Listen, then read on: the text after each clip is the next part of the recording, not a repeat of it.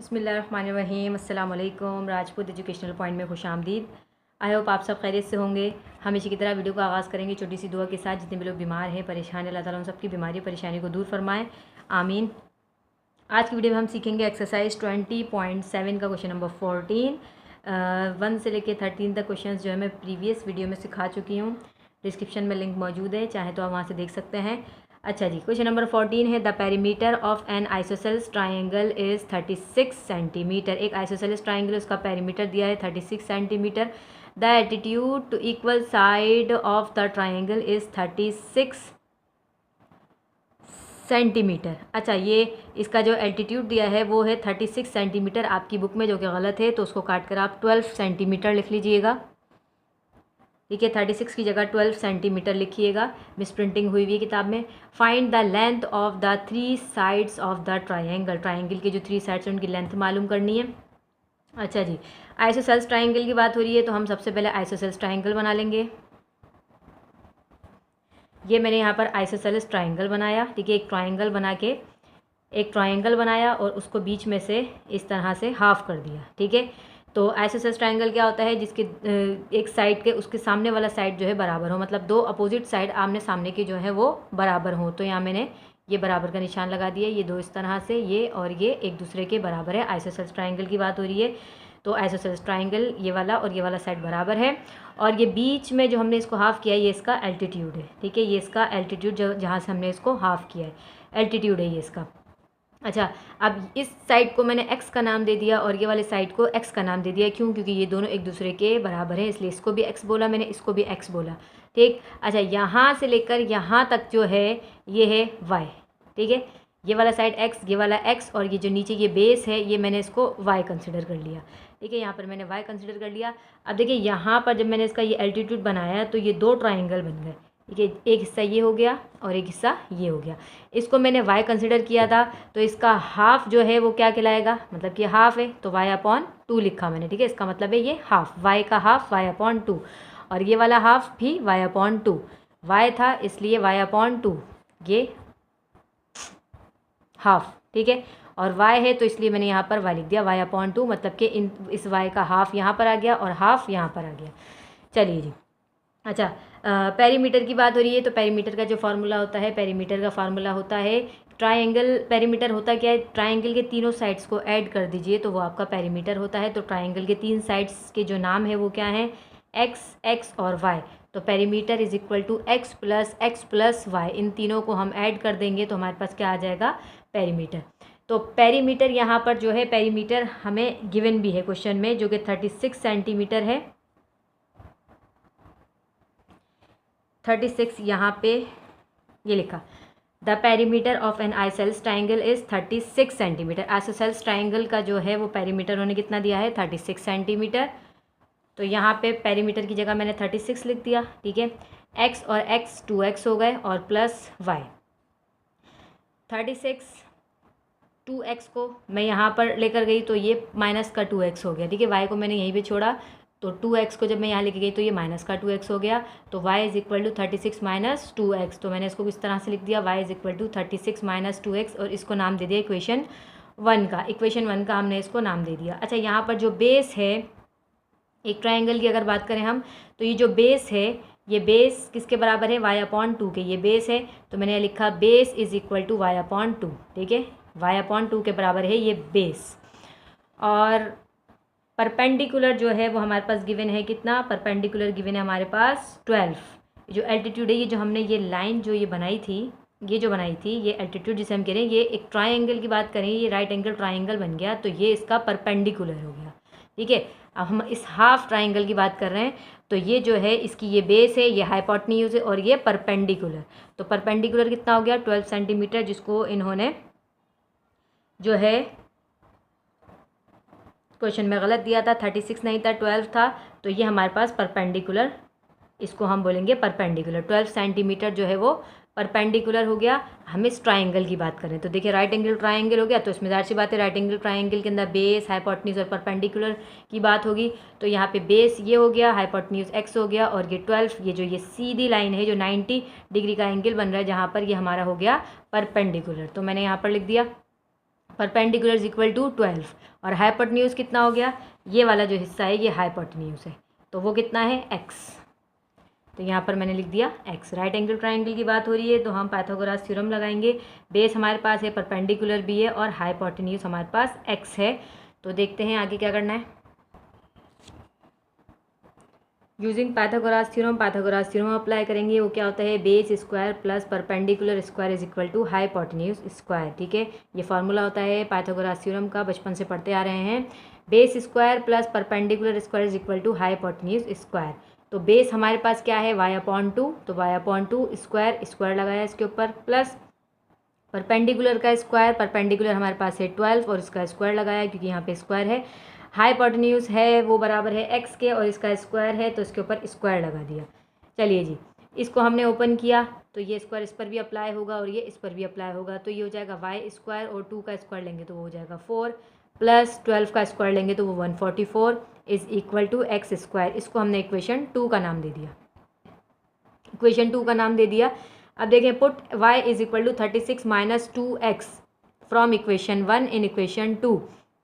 Equation 1 से हम y is equal to 36 minus 2x, equation 1 जो थी वो हमारे पास ये थी, y is equal to 36 minus 2x। इसको इक्वेशन 2 में पुट करेंगे। ये वाली इक्वेशन में हम y की जगह पर y की वैल्यू पुट कर देंगे और ये y की वैल्यू कहाँ से आई, इक्वेशन 1 से।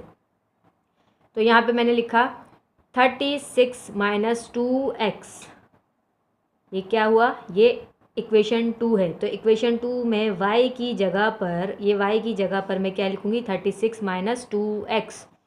तो मैंने इस y की जगह पे लिखा 36 माइनस 2x, स्क्वायर है स्क्वायर लगा दिया, नीचे 4 है 4 लिख दिया, प्लस 144 एज इट इज़ लिखा, x² भी ऐसे का ऐसे हमने नीचे उतार दिया। अब यहाँ पर देखें तो यहाँ पर हम क्या करेंगे,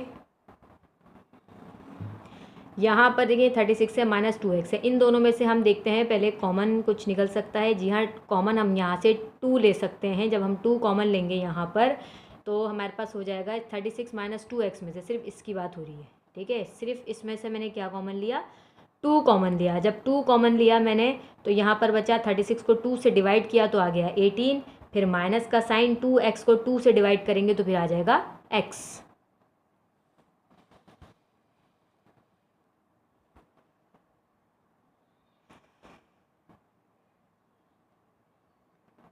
ठीक है, यहाँ पर क्या किया, कॉमन लिया। इसके बाद देखें मैंने यहाँ पर, मैं आपको करके बता देती हूँ।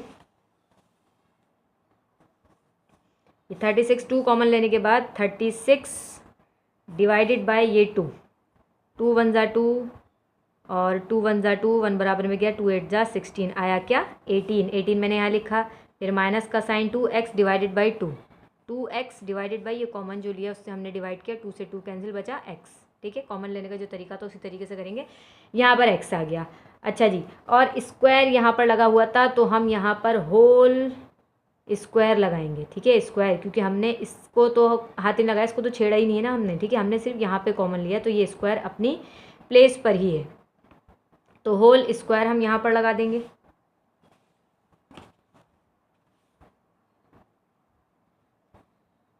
प्लस 144 और ये 4 का 4 नीचे लिखेंगे। इसके ऊपर स्क्वायर नहीं लगाएंगे क्योंकि स्क्वायर इसके ऊपर नहीं है, स्क्वायर सिर्फ इस वैल्यू पे था, इसलिए हम ऊपर वाली वैल्यू पर ही स्क्वायर लगाएंगे। Plus 144 is equal to x²। अब ये स्क्वायर इस पूरे पर भी अप्लाई होगा और ये स्क्वायर इस पर भी अप्लाई होगा। ठीक है, तो 2 का स्क्वायर हो जाएगा 4, फिर 18 माइनस एक्स, 18 माइनस एक्स और ये स्क्वायर मैंने इसके ऊपर लगाया। ठीक है, इसके ऊपर स्क्वायर लगाया और इस 2 का स्क्वायर लिया तो वो हो गया 4 और divide upon 4, plus 144 is equal to x²। अब यहाँ पे इसको मज़ीद सिंप्लीफाई करते हैं, 4 से 4 कैंसिल, ये 4 से 4 कैंसिल हो गया, प्लस 144 x²। अब यहाँ बचा 18 minus X whole square, 18 minus X whole square plus 144 is equal to x²। a minus B whole square, formula apply करेंगे, a minus B whole square तो बराबर होता है a² minus 2ab plus b²। a यहाँ पर है 18, b यहाँ पर है x। 144 एज इट इज़ लिखा, x² भी एज इट इज़ लिखा।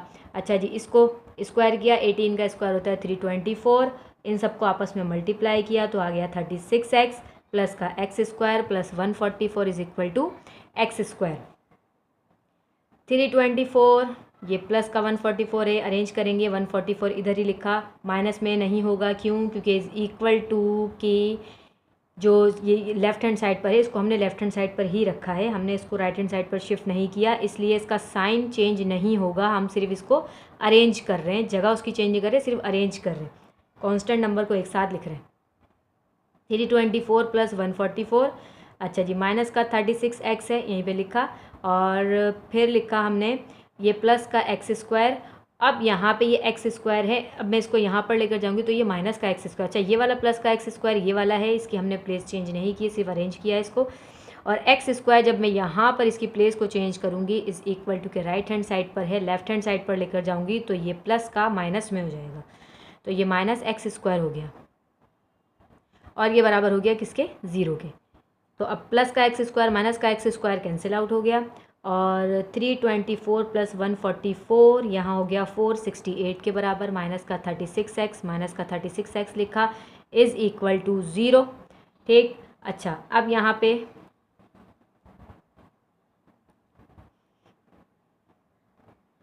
$468 इज़ इक्वल टू ये माइनस का 36x है, यहाँ पर लिखा गया तो प्लस का 36x हो गया, ठीक है। माइनस का 36x है, यहाँ लिखा गया प्लस का 36x हो गया। क्यों किया हमने ऐसा? क्योंकि हमें x की वैल्यू फाइंड आउट करनी है, इसलिए किया।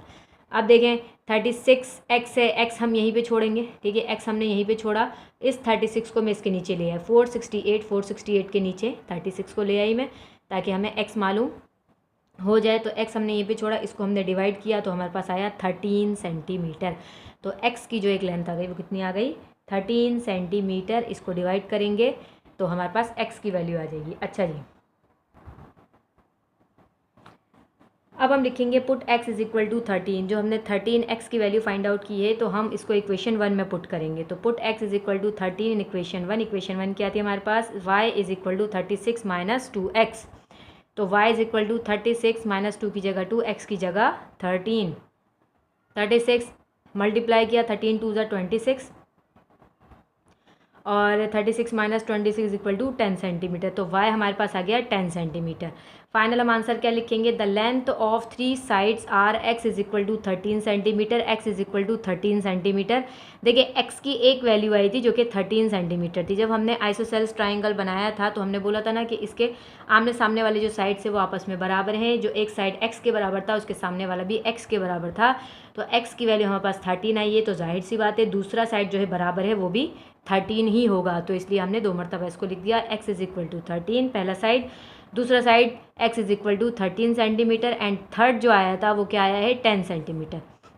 तो y is equal to 10 centimetre. तो ये जो हमें मालूम करने को कहा था क्वेश्चन में, आइसोसेल्स ट्राइंगल के जो 3 साइड्स हैं उनकी लेंथ मालूम करने को कहा था। आइसोसेल्स ट्राइंगल की बात हो रही थी, इसलिए 2 साइड इसके बराबर और एक साइड अलग आया है। वो क्या है? y is equal to 10 centimetre और x जो है वो 13 सेंटीमीटर है।